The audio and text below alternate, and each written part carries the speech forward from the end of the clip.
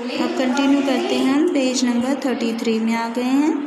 तो page number 33 में अपना एक्सरसाइज सी का ऊपर कंटिन्यू किया हुआ है, 5 तक पीछे हैं और 6, 7, 8 यहाँ पर दिया हुआ है।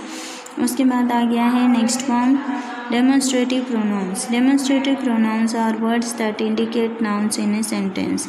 डेमोन्स्ट्रेटिव प्रोनाउंस क्या होते हैं? वो सिर्फ नाउन्स को इंडिकेट करते हैं, यानी जितने भी नाम होते हैं उसी को इंडिकेट करते हैं सेंटेंस में। इंडिकेट करना माने उसी के बारे में बताना, समझाना। Examples, this is the pen I was looking for. अब ये वही पेन है जिसको मैं ढूंढ रहा था। That is the watch I bought yesterday. वो वॉच है जो मैं कल लाया था। Demonstrative pronouns and demonstrative adjectives. Pronouns क्या होते हैं और एडजेक्टिव क्या होते हैं? अगर प्रोनाउंस हैं तो ये दिस और दैट होंगे, और प्लूरल फॉर्म में अगर वो कन्वर्ट होते हैं तो दीज और दोज में वो कन्वर्ट होते हैं। तो these, that, those and these are also used as the demonstrative adjectives when they qualify the nouns in the sentences. जब वो नाउन्स को क्वालिफाई करते हैं अपने सेंटेंसेस में, तब हम दैट, ये वाला दिस बन जाता है ये दिस, और दैट बन जाता है दोज में कन्वर्ट हो जाता है, चेंज हो जाता है। This book, this pen, those apples, that basket. अब दिस बुक यानी एक बुक के लिए, दिस पेन यानी एक पेन के लिए, दोज एप्पल्स यानी कई सारे एप्पल्स जो कि दूर हैं, दैट बास्केट यानी कि बास्केट जो अपने से दूर है लेकिन वो एक ही है।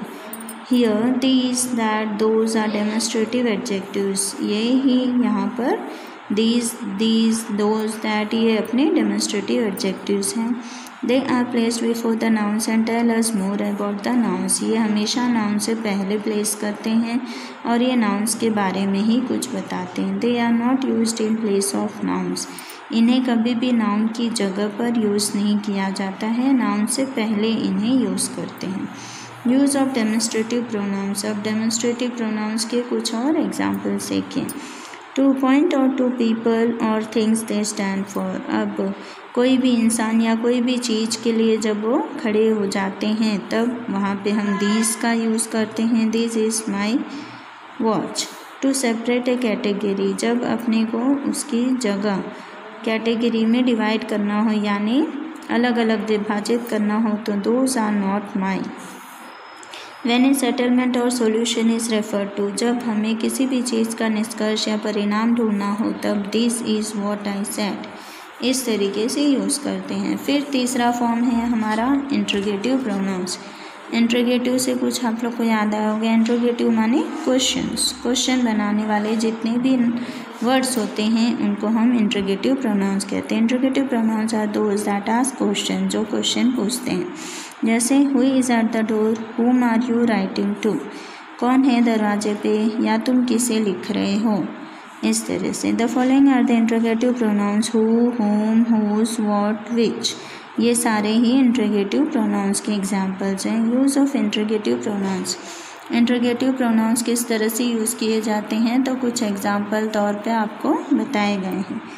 Who is used as a subject and object of a verb or preposition.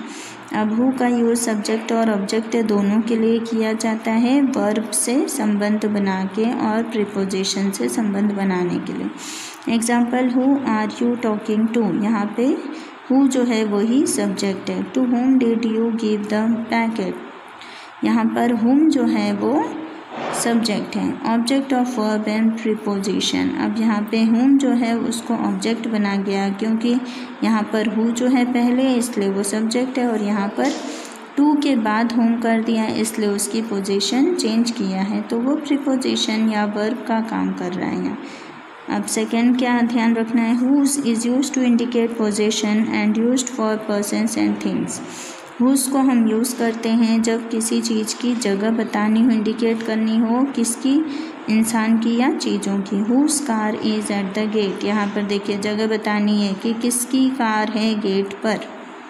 Which is use for both persons और things when the person who will answer has to make a choice among different possibilities. Which को हम तब use करते हैं चाहे इंसान या चाहे चीज़ें, दोनों के लिए ही। When the person who will answer, जब कोई भी व्यक्ति आंसर दे हु का तब। Has to make a choice among different possibilities, अब उसको अगर चॉइस करनी हो अलग अलग चीज़ों में से, जैसे कई सारी चीज़ें हैं तो तुमको कौन सी चाहिए, ऐसा हिंदी में हम पूछते हैं कौन सी चाहिए।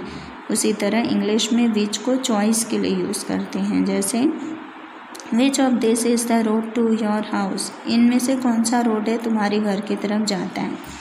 विच गर्ल इज सिक, कौन सी लड़की बीमार है। फिर है चौथा, what is used for a thing, what का हमेशा यूज़ करते हैं चीज़ों के लिए, जब चीज़ों से संबंधित कुछ क्वेरीज हों या कोई क्वेश्चन हो हमारे माइंड में तब वॉट करते हैं। What is it that you have in your hand, क्या है वो जो तुम्हारे हाथ में है।